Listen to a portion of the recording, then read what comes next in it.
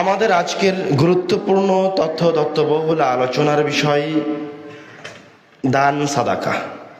সালাত, সিয়াম, হজ, জাকাত, পিতামাতার দায়িত্ব, কর্তব্য, তাদের আনুগত্য, রাসূলের আনুগত্য, এগুলি সব এক একটি ইবাদত।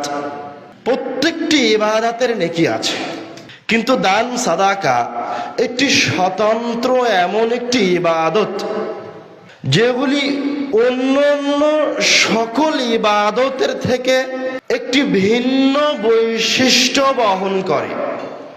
দান যে সমস্ত ভিন্ন বৈশিষ্ট্য বহন করে তার এক নাম্বার হচ্ছে 5 ওয়াক্ত সালাত আদায় করা ও ফরজ। সালাত মহান ইবাদত। আপনি মুসলমান না কাফের তার মাঝে পার্থক্য করে দিবে। সিয়াম মহান ইবাদত, হজ মহান ইবাদত, কিন্তু দান এমন একটা ইবাদত যে আপনি 1 রাকাত সালাত আদায় করেছেন, আপনার নেকি ওই 1 রাকাত সালাতেই সমাপ্ত হয়েছে।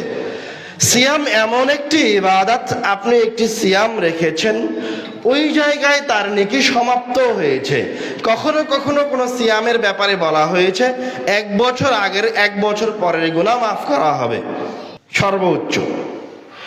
হজ পালন করলে সকল পাপ ক্ষমা করে দেওয়া হবে।